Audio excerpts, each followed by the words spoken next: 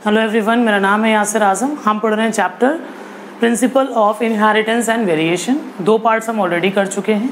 एक में हमने ब्रीफ हिस्ट्री करी थी, किस तरीके से थ्योरीज दी गई।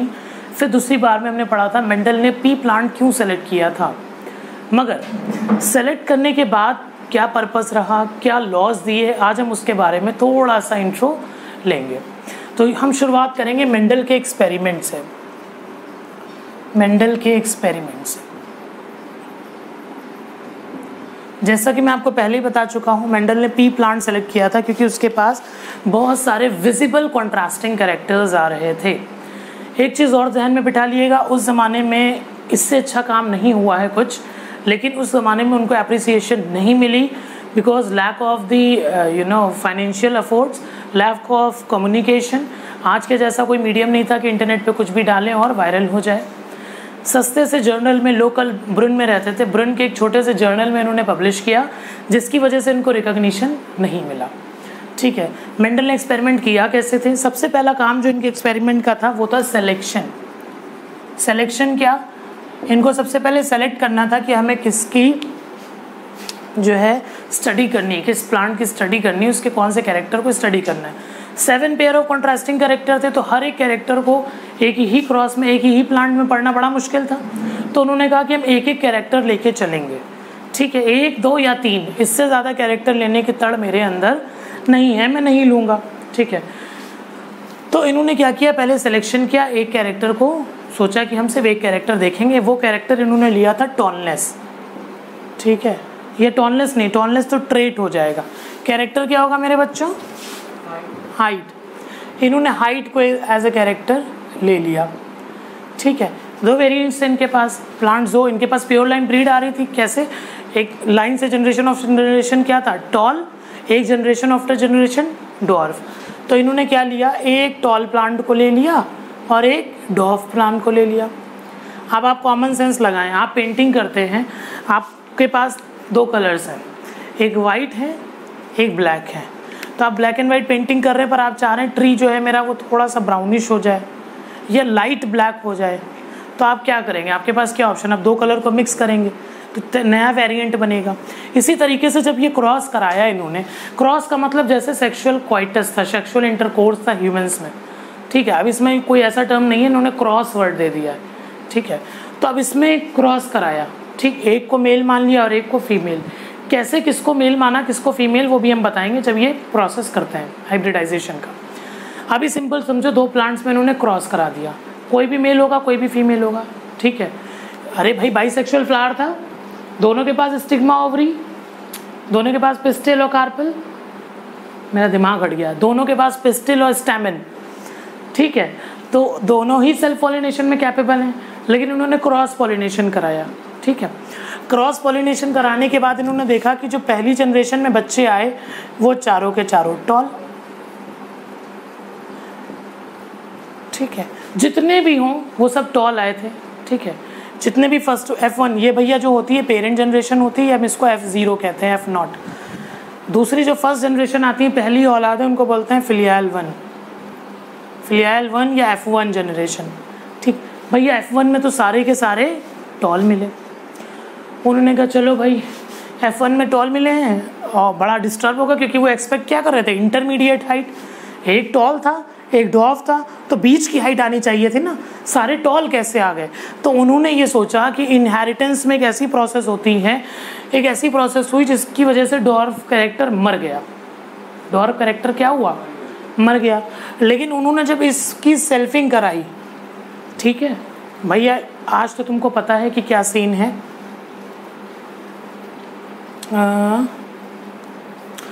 उस ज़माने में मेंडल को नहीं पता है, लेकिन अगर मेंडल के तरीके से पढ़ेंगे तो तुम्हें 6 साल नहीं मिल पाएंगे पढ़ने के लिए, नीट के लिए। तो आप ये जानते हो कि टॉल का मतलब कैपिटल टी, इसका मतलब स्मॉल टी। तो जो भी इसका गैमीट क्या बना, कैपिटल टी, इसका गैमीट क्या बना, स्मॉल टी। गैमीट अगर नहीं पता है तो इतना समझ लो, जब सेल डिवीजन मियोसिस से होती है तो गैमीट क्या होता है, रिडक्शनल डिवीजन से बनता है। तो जब भी तुम्हें इस फॉर्म में मिले कुछ कैपिटल टी, तो एक ये गैमीट है, एक ये गैमीट, सेम गैमीट हो जाएंगे तो 100% कैपिटल टी बनेगा। कैपिटल टी स्मॉल टी, तो एक कैपिटल टी गैमीट और एक स्मॉल टी गैमीट है। स्मॉल टी एक स्मॉल टी गैमीट और एक ये स्मॉल टी गैमीट। ठीक है, गैमीट कैसे बनते हैं ये आप जैसे हर चीज़ बतानी, क्योंकि तुम लोग बिल्कुल नल्ले हो जेनेटिक्स के मामले में। बस ऐसा समझ लो, जब भी तुमको इस फॉर्म में मिलेगा इसमें से एक अलग कर लो, ये एक गैमीट है, ठीक है। हाँ हाँ,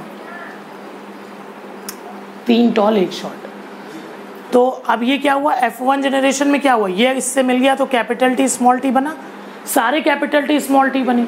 फिर उन्होंने इसकी सेल्फिंग करा दी।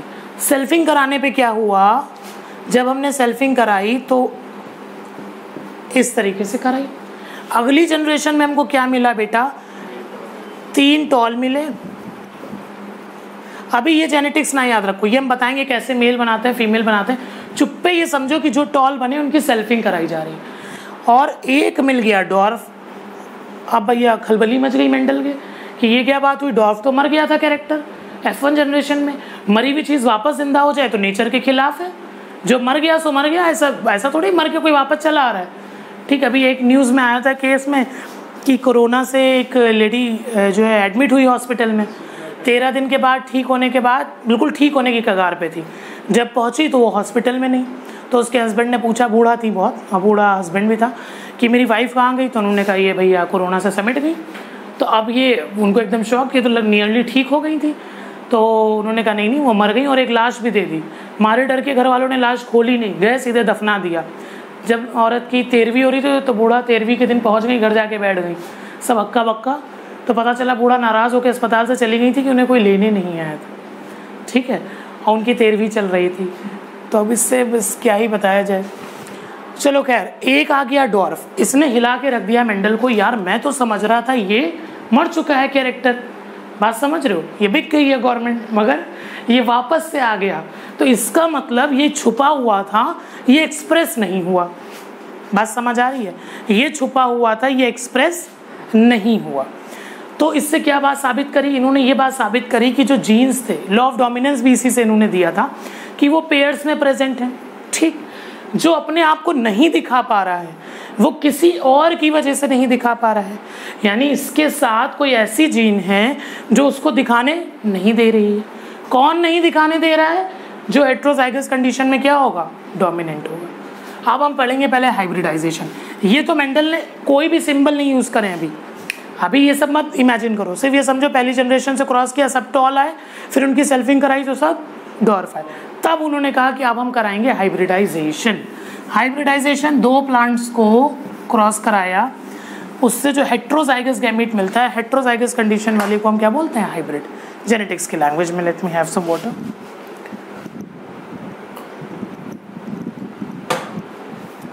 पी प्लांट है, पी प्लांट क्या है, बाइसेक्सुअल है। क्या है मेरे बच्चों, बाइसेक्सुअल बोले तो एक ये पी प्लांट ले लो, एक ये पी प्लांट ले लो।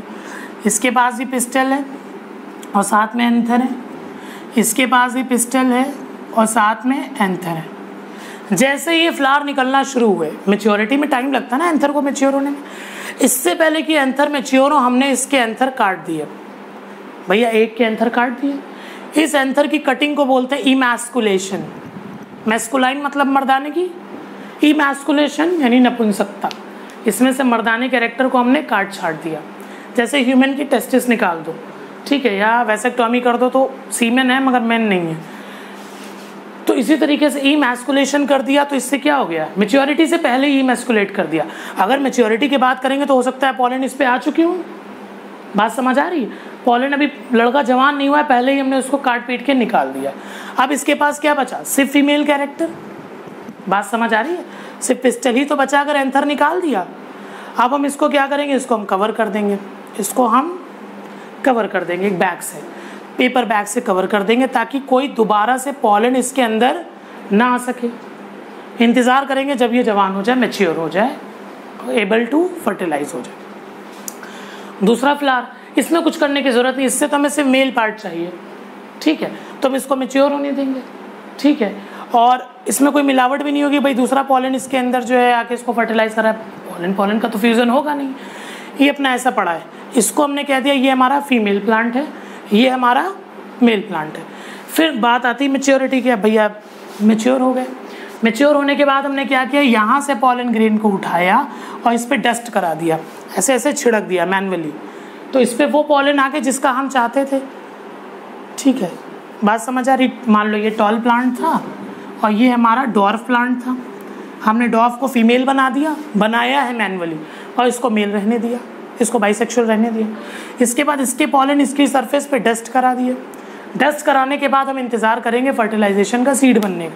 लेकिन अगर हम डस्ट करा के ओपन छोड़ देंगे तो प्रोबेबिलिटी या पॉसिबिलिटी है कि और भी पॉलन आ जाएंगे, हो सकता है डॉर्फ का आ जाए।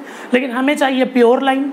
प्योर लाइन समझ रहे हो, यानी अगर हमें डॉर्फ है तो हम सिर्फ डॉर्फ चाहिए, टॉल है तो टॉल चाहिए, तो हमने टॉल ले लिया, प्योर लाइन, डॉर्फ ले लिया, आपस में क्रॉस करा के हाइब्रिड बना लिया।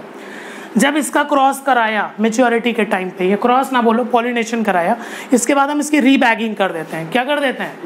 रीबैगिंग। अब ये सिर्फ एक प्लांट पे तो करेंगे नहीं, मेंडल का सैम्पलिंग साइज 25,000 प्लांट था अपने पूरे करियर में 6-7 साल के, तो बहुत से प्लांट्स पे उसने ऐसा किया। भाई सब तो सक्सेसफुल नहीं होंगे ना, तो हमें जब बहुत सारे प्लांट लेंगे तो प्रोबेबिलिटी बढ़ जाएगी, चांसेस बढ़ जाएंगे। अब हमने बैगिंग कर दी, इमैस्कुलेशन किया, फिर हमने क्या करा, डस्टिंग करी, फिर हमने बैगिंग करी, इमैस्कुलेशन करा, बैगिंग करी, बैगिंग हटा के डस्टिंग करी, फिर रीबैगिंग करी, फिर टैगिंग करी। टैग क्यों करेंगे भैया, इस पर हम बताएंगे भैया ये हमने बनाया, ये हमारा फीमेल प्लांट है, इसको हमने इस डेट को ऐसा ऐसा कर दिया है, ठीक है, इमैस्कुलेट कर दिया है, ताकि हमें पता तो रहे कि मैच्योर कब तक हो जाएगा अराउंड। बात समझ आ रही है?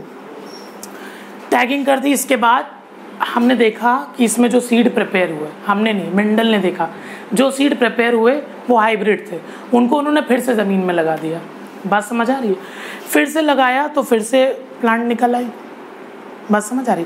फिर से लगाया का मतलब क्या, सेल्फिंग समझ लो भैया। ये क्या था, कैपिटल टी ये वाला था, ये स्मॉल टी था। हमेशा लिखते कैपिटल ही पहले हैं, मगर ये रूल है जेनेटिक्स। तो ये हमारा हाइब्रिड तैयार था, इसकी सेल्फिंग करा दी। सेल्फिंग बोले तो भाई बहन की शादी, इसी के प्लांट में ही आपस में ही क्रॉसेस होते रहे, सेल्फिंग होती रही।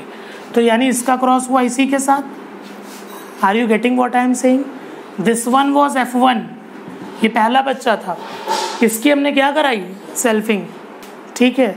सेल्फिंग कराने के बाद हमें क्या पॉसिबिलिटी मिली भाई, इस तरह से गैमीट की सेल्फिंग कराने में थोड़ा मैथ्स भी लगती है। तो साइंटिस्ट पनेट ने एक स्क्वायर दिया था, पनेट स्क्वायर। उसने कहा तुम्हारे पास कितने भी गैमीट्स हो तुम ऐसे स्क्वायर बनाओ, एक तरफ फीमेल लिख लो, चाहे मेल लिख लो, एक तरफ फीमेल लिख लो।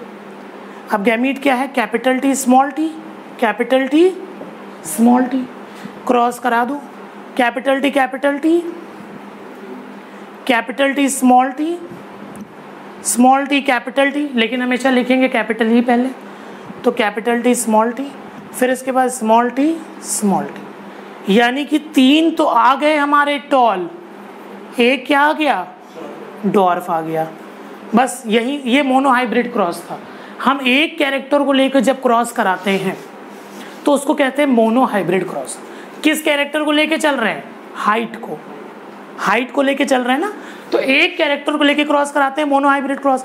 यहीं पे मेंडल ने लॉ ऑफ डोमिनेंस दे दिया। उन्होंने ये कहा कि इनहेरिटेंस कोर्स में डॉर्फिज्म खत्म नहीं हुआ था, वो उसको किसी ने दबा दिया था। किसने दबा दिया था, जो अपने आप को हेट्रोजाइगस कंडीशन में भी दिखाने में कैपेबल है। बात समझ गए? पहली चीज लॉ ऑफ डोमिनेंस के अकॉर्डिंग क्या है कि जो फैक्टर्स हैं, फैक्टर यानी आज के ज़माने में हम क्या बोलते हैं इनको, जीन्स। जो जीन्स है वो हमेशा पेयर में प्रेजेंट होते हैं। क्लियर है मेरी बात? उन पेयर्स में हेट्रोजाइगस कंडीशन में जो अपने आप को दिखा लेता है वो डोमिनेंट होता है। भाई रेसेसिव तो अपने आप को सिर्फ इसमें दिखा पाएगा, लेकिन डोमिनेंट वाला ऐसे भी दिखा लेगा और ऐसे में भी अपने आप को दिखा लेगा। बात समझ रहे हो? ये कोई जलवेदार आदमी है और ये हमारा, मैं हूँ आम सा आदमी। जलवेदार आदमी क्या है, कहीं पे कुछ भी बोल रहा है, अच्छे से लोगों से बात कर रहा है, मैं उसके कॉन्फिडेंस से आगे बोल ही नहीं पा रहा हूँ। पर इसका मतलब ये थोड़ी मैं मर गया हूँ, ख़त्म हो गया, मेरी एक आइडेंटिटी है, मेरी अपनी प्योरिटी मेंटेन है। मौका मिलेगा तो हम भी बोल लेंगे कभी ना कभी, ठीक है। भले में इनकी इतना तड़ी नहीं है, हम अकेले में बोलेंगे, बड़बड़ाएंगे, मेरी बात समझ रहे हो, पर बोलेंगे ज़रूर, आदत है। तो कहने का पर्पज़ ये है, अपने आप को जो होमो हेट्रो दोनों कंडीशन में बढ़िया से दिखा सकता है वो डोमिनेंट कहलाएगा, और जो अपने आप को सिर्फ होमोजाइगस रेसेसिव कंडीशन में दिखा पाएगा, होमोजाइगस कंडीशन में दिखा पाएगा, वो रेसेसिव होगा, ठीक है। रेसेसिव ही है इसलिए होमोजाइगस में ही दिखा पा रहा है। बात समझ आ रही है? हाइब्रिडाइजेशन का प्रोसेस समझ में आया? सबसे पहला काम था सिलेक्शन, सिलेक्शन के बाद था हाइब्रिडाइजेशन, हाइब्रिडाइजेशन के स्टेप क्या थे, सबसे पहला था इमैस्कुलेशन, फिर बैगिंग, फिर डस्टिंग, फिर रीबैगिंग, फिर टैगिंग, टैगिंग के बाद finally collection of seed. Seeds मिल के हमने उनको दोबारा से बो दिया, तो यानी हमने उनकी क्या करा दी, सेल्फिंग करा दी। सेल्फिंग कराने पे हमें रेशियो मिला 3:1 का। ये 3:1 हम बाहर से देख के बता रहे हैं। कैसे बता रहे हैं, बाहर से देख के, अच्छा 3 लंबे 1 छोटे, अच्छा तो ये होगा फिनोटाइपिक। कौन सा रेशियो होगा, फिनोटाइप तो पता है ना जो बाहर से दिखे, लेकिन अब आप जीनोटाइप भी जानते हो। तो हम जीनोटाइप की बात करें तो कैपिटल डी एक जीनोटाइप है, कैपिटल टी स्मॉल टी अलग जीनोटाइप है। तो कैपिटल टी स्मॉल टी 2 मिले, एक कैपिटल टी मिला और एक स्मॉल टी। ये होगा जेनेटिक कंपोजिशन, जीन्स का कंपोजिशन। बात समझ आ रही। तो जेनेटिकली इनका रेशियो क्या मिलेगा, 1:2:1। ये होगा इसका जीनोटाइप। कोई कंफ्यूजन इतनी सी बात में, समझ गए।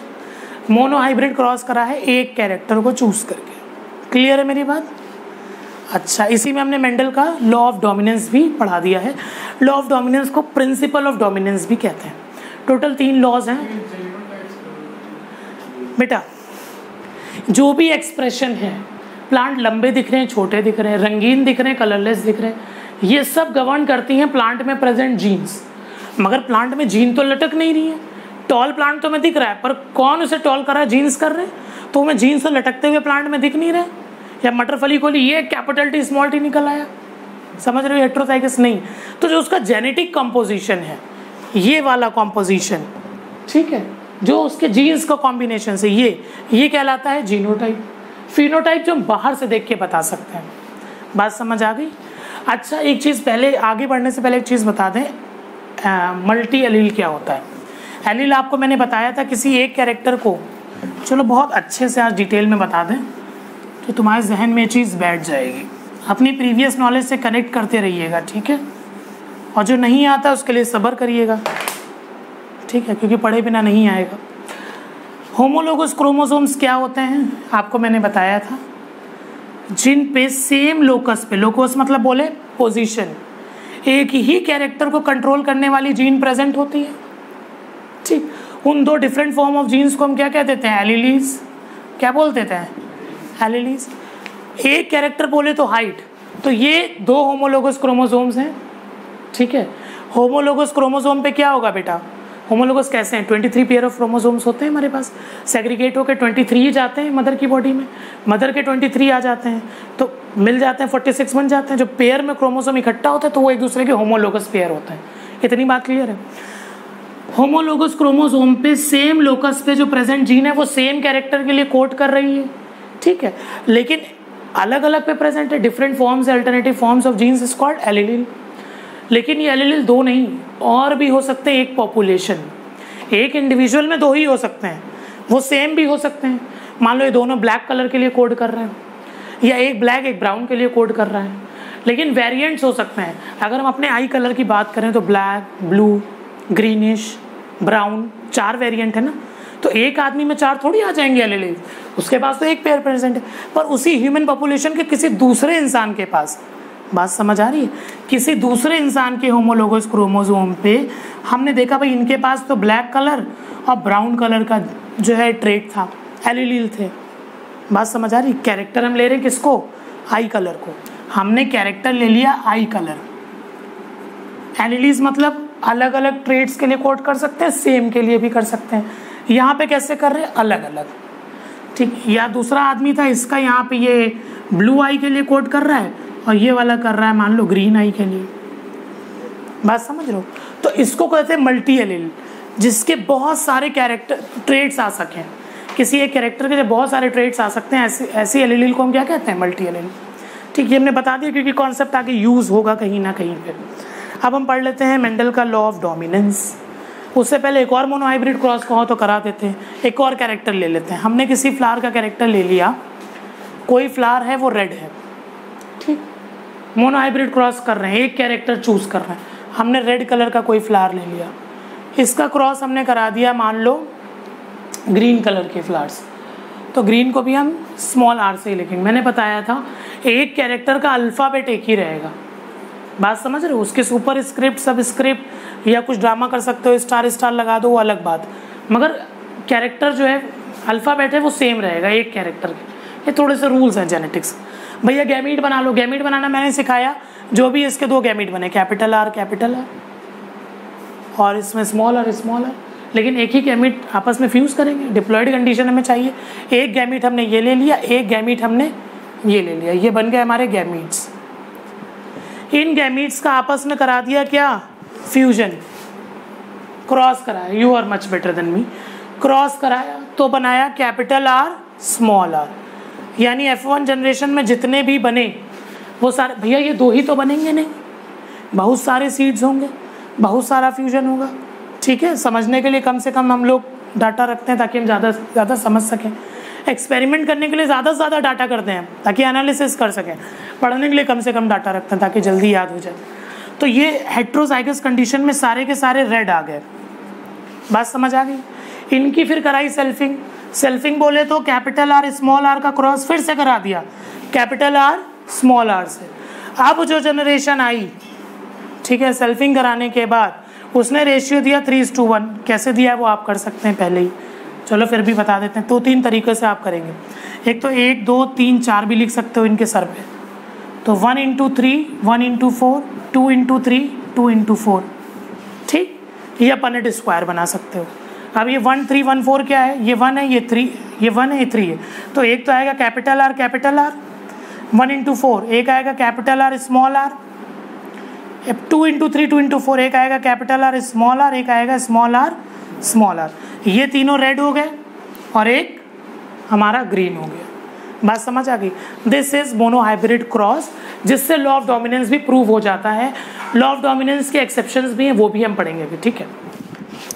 लॉ ऑफ डोमिनेंस क्या कहता है? Don't look into the watch. अभी तो शुरुआत है, इतने में तुम्हें नींद आने लगी, अभी तो कुछ पढ़ा नहीं। बस 15-20 मिनट और पढ़ाएंगे, ठीक है। एक्टिव रहो बिल्कुल सीधे।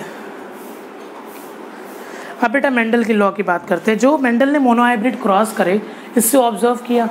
अब देखो एक चीज़ और, ये आप हिस्टोरिक चीज़ पढ़ रहे हैं ना, मतलब एंशिएंट टाइम नहीं, लगभग 150 साल पहले ये एक्सपेरिमेंट्स हुए।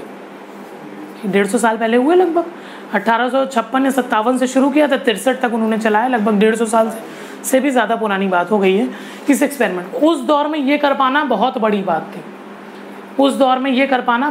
बात थी। एक तो बड़ा ही पेशेंस चाहिए इस तरीके के एक्सपेरिमेंट्स करने के लिए। ऐसा तो नहीं मैंने आज किया, सुबह उठे तैयार। बात समझ रहे हो? टाइम लगता है इसमें, 3-4 महीने का समय लगता है उसको मैच्योर होने में।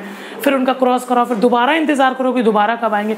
7 साल तक कंसिस्टेंटली काम करते रहना is a very big task. चलो लॉ ऑफ डोमिनेंस की बात करते हैं। इन्होंने ये जो क्रॉस कराया, इसके बाद इन्होंने कहा units called factor. Law of dominance पढ़ रहे हैं। पहला पॉइंट लॉ ऑफ डोमिनेंस में क्या था? After observing the hybridisation process, Mendel found that the characters are controlled by discrete units called factors, जिनको आज के समय में हम क्या कहते हैं? जीन कहते हैं। क्या कहते हैं मेरे बच्चों? जीन कहते हैं। दूसरी बात जो उन्होंने बताई, वो बताई कि जो ये फैक्टर है ना मेरे लाल, ये पेयर में प्रेजेंट होता है। Factor are present in pair. ये बात आपको समझ में आई? कैसे? क्योंकि ड्वार्फ का कैरेक्टर तो पहले इनहेरिटेंस में मर गया था भैया, निकला ही नहीं था। सारे के सारे प्लांट क्या आए थे? टॉल। लेकिन ऐसा तो नहीं है, जब उन्होंने उसकी सेल्फिंग कराई तो ड्वार्फ फिर आ गया। तो उन्होंने कहा ये तो नेचर के खिलाफ बात हो जाएगी यार, कि कोई मर के कब्र से बाहर आ जाए, चलने लगे। इसका मतलब वो कैरेक्टर कहीं दब गया है, जो अगली जनरेशन में निकला। दब गया यानी कि इसको कोई दबा रहा है। दबा कौन रहा था? टॉलनेस का कैरेक्टर। अगली जनरेशन में उसने आपको एक्सप्रेस कर दिया, तो इसका मतलब कि अब वो होमोजाइगस कंडीशन में आ गया है। तो इससे हेट्रो होमो सारी लॉजिक्स क्लियर हो गए, ठीक है। फैक्टर्स अकर इन पेयर, बात समझ में आ रही है? जीन्स पेयर में अकर करते हैं। पेयर बोले तो एलिलीज में। एलिलीज क्या होते हैं? Pair of genes. भाई डिफरेंट पेयर ही तो है, फॉर्म्स ही तो हैं, ठीक है। यही कंट्रोल कर रही है अलग अलग ट्रेट्स को। चलो आगे बात करते हैं। जो उन्होंने थर्ड बात बोली कि डिसिमिलर पेयर में कोई एक जीन ऐसा है जो डोमिनेट कर रहा है। डिसिमिलर पेयर बोले तो कैपिटल टी स्मॉल टी, या कैपिटल आर स्मॉल आर, ये डिसिमिलर पेयर है ना भाई। सिमिलर पेयर अगर कैपिटल टी तो सब tall, capital T small T तो सब डॉर्फ। लेकिन जब हेट्रोजाइगस कंडीशन आई तब भी सब टॉल आ रहे हैं। इसका मतलब कि हेट्रोजाइगस कंडीशन में कोई एक जीन दूसरे पे क्या कर रहा है, डोमिनेशन डाल रहा है, दबाव डाल रहा है और अपने आप को एक्सप्रेस कर रहा है। इसका एग्जांपल मोनोहाइब्रिड क्रॉस 3:1 रेशियो से आप दे सकते हैं। बट दो एक्सेप्शन भी इसके निकल के बाहर आते हैं। एक होता है इनकम्प्लीट डोमिनेंस, एक होता है कोडोमिनेंस। ठीक, कोडोमिनेंस, ये क्या बवाल आया। अभी हमने ये पढ़ा कि दो कैरेक्टर्स जब आपस में, हमने दो कैरेक्टर्स को लेके, एक कैरेक्टर को लेके क्रॉस कराया, मोनोहाइब्रिड क्रॉस की बात हो रही है, बात समझ आ रही। Law of dominance monohybrid cross पे बेस्ड है, रिमेंबर दिस। ठीक है, एक ही कैरेक्टर की हम बात कर रहे हैं। तो इन्होंने ये बताया मेरे लाल की जो जीन्स है ना, या तो डोमिनेंट है, ठीक है, तो वो अपने आप को एक्सप्रेस रखेगा, या वो भैया होमोजाइगस है तो नेचुरली वो तो यूं ही भी अपने आप को एक्सप्रेस कर रहा है, या होमोजाइगस रेसेसिव है। ब्लेंडिंग नहीं हो रही है कि हम टॉल और डॉर्फ को मिलाएं, कैपिटल टी स्मॉल टी बने और इंटरमीडिएट हाइट बन जाए। मेरी बात समझ रहे हो? कोई एक ही अपने आप को दिखा पाएगा हेट्रोजाइगस कंडीशन में। किसकी बात थी ये? मेंडल की, लॉ ऑफ डोमिनेंस। लेकिन इसका अपवाद बोलते हैं एक्सेप्शंस को। इसका एक्सेप्शन है बेटा इनकम्प्लीट डोमिनेंस। ठीक है, वैसे स्नैप ड्रैगन है, इसका एक्सेप्शन है इनकम्प्लीट डोमिनेंस। एक सेकंड रुको, फ्लावर का नाम देखते हैं कोई अच्छा।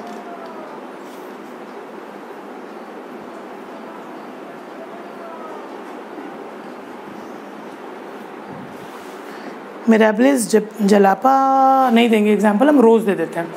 रोज़ आप देखिए, हम क्या करते हैं, हम रोज़ में अगर रेड रोज़ को वाइट रोज़ से क्रॉस कराते हैं तो क्या मिलता है? क्या कुछ बेच रहे हैं? हाँ करेगा तो अल्लाह मदद करता ही है बेशक। देखो बेटा, रेड और वाइट का आपस में हमने क्रॉस कराया, ठीक, तो हमें क्या मिलता है? पिंक फ्लावर मिल जाते हैं। तो ये पिंक कहाँ से आ गया भैया? अगर हम डोमिनेंट की बात कर रहे हैं तो ये वाला एग्जांपल दिया था मैंने रेड और ग्रीन का, तो या तो वो रेड होने चाहिए थे या तो वो वाइट होने चाहिए थे। ये इंटरमीडिएट कहाँ से आ गया? तो ये इनकम्प्लीट डोमिनेंस था।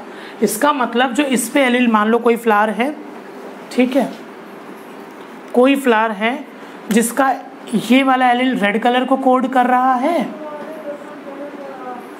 मिला, और एक को करना चाहिए था वाइट के लिए। तो जब हम दोनों को क्रॉस करेंगे तो लॉ ऑफ डोमिनेंस क्या कहता है? जो डोमिनेंट हो। अब ये कौन डोमिनेंट है, क्रॉस करने के बाद पता चलता है। मेंडल के केस में जो टॉल वाला है, ये क्रॉस करने के बाद पता चला है डोमिनेंट है। आज हमें सब कुछ पता है, इसलिए हम पहले से पढ़ लेते हैं। बात समझ आ रही? अब इसमें से जो ये रेड है, ये वाइट के लिए कोड कर रहा है, तो आने क्या चाहिए थे? सारे के सारे रेड, लेकिन ये पेयर में ही काम करते हैं, पेयर में ही प्रेजेंट होते हैं, तो दूसरे का इफेक्ट भी आना जरूरी है। तो दूसरा क्या कर रहा है? वो अपना इफेक्ट डालने की कोशिश कर रहा है कि वाइट हो जाए। बात समझ रहे हो? वाइट हो जाए। या तो ये लॉजिक है कि ये भी इफेक्ट डालना चाह रहा है, वाइट हो जाए, वो नहीं हो पा रहा है, ठीक है, तो इंटरमीडिएट बन रहा है पिंक हमारा।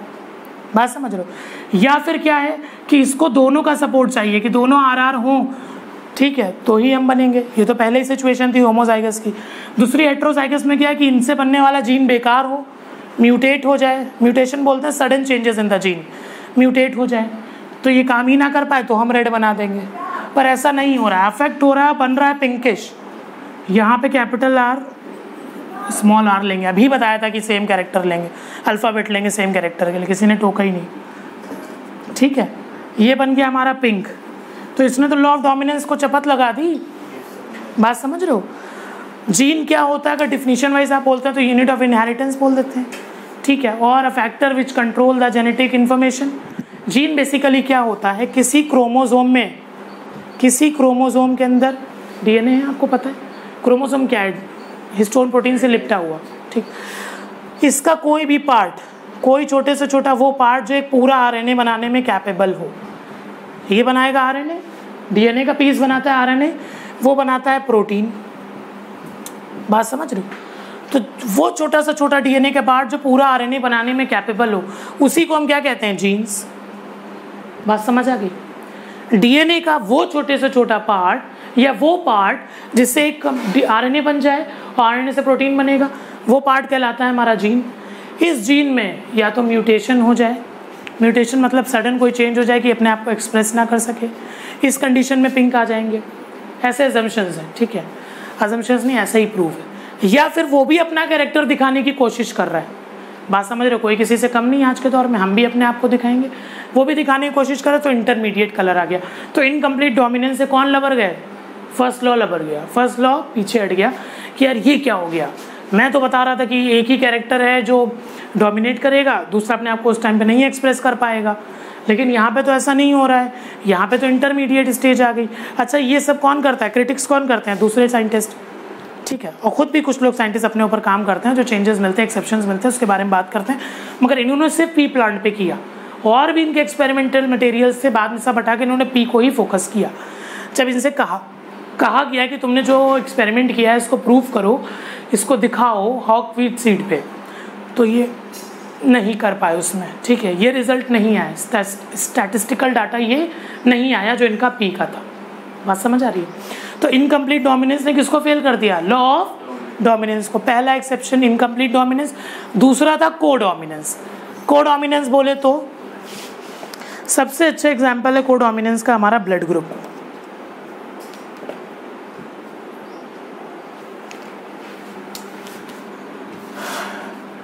ब्लड ग्रुप एग्जांपल है मल्टीपल एलील का।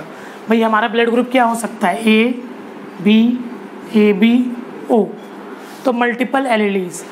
ए के लिए हम लेते हैं आई ए, बी के लिए आई बी, ए बी के लिए आई ए आई बी।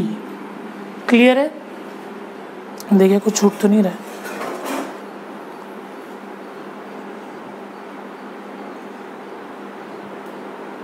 हाँ ठीक है। ओ के लिए आई, पिक स्मॉल आई, वाला सब सुपरस्क्रिप्ट हम यूज़ करते हैं, आई वाला, ठीक।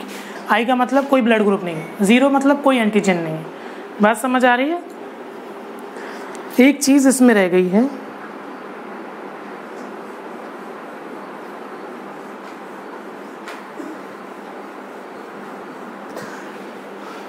एक पॉइंट मैंने नहीं बताया था तुम लोगों को, बताया ही है कि जो मेंडल का लॉ ऑफ डोमिनेंस है उसमें फैक्टर्स पेयर में प्रेजेंट हैं और वो अपने साथ वाले जीन्स का इफेक्ट झेल रहे हैं।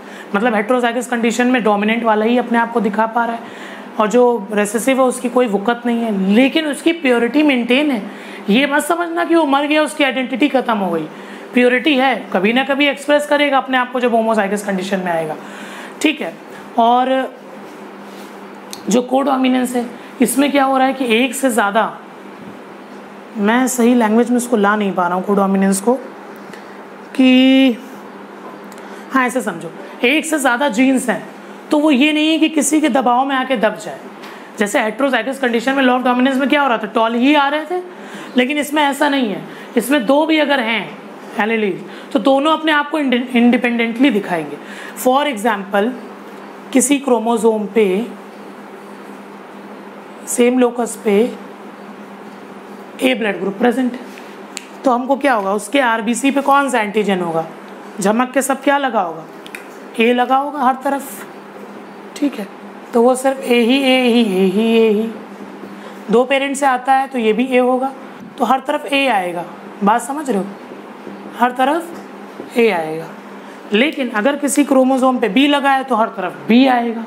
अगर ए बी लगा है तो क्या होगा, तो उस आरबीसी पे ए भी आएगा बी भी आएगा, दोनों इंडिपेंडेंटली आएंगे। समझ रहे हो? ऐसा नहीं होगा कि ब्लड ग्रुप ने ए ने बी को दबा दिया या बी ने ए को दबा दिया। बात समझ आ रही है? तो दोनों एलील्स आएंगे, यानी कि ये ब्लड ग्रुप बनेगा, ब्लड ग्रुप ए बी बनेगा। बनना क्या चाहिए था अगर हम लॉ ऑफ डोमिनेंस को फॉलो करें। बहुत डिटेल में कोडोमिनेंस नहीं बता रहे हैं, सिर्फ बेसिक समझो कि जो एक से ज़्यादा एलील्स प्रेजेंट हैं, जीन्स के अल्टरनेटिव फॉर्म्स प्रेजेंट हैं, तो बिना अपने आप को मास्क कराए, बिना अपने आप को दबाए, दोनों बराबर से ही एक्सप्रेस हो जाएंगे, ठीक है। Unlike in law of dominance, जैसे अब ए बी है तो या तो ए आना चाहिए था लॉ ऑफ डोमिनेंस के अकॉर्डिंग, या तो बी आना चाहिए था, ऐसा नहीं होगा। So codominance is a phenomena in which the alleles, two alleles expresses themselves independently when present together. This is the NCERT's definition you can write. It is a phenomenon in which two alleles exist or expresses themselves independently when they are present together in an organism. सबसे अच्छा example है ABO blood group. Clear है? हाँ पूछो दीपक.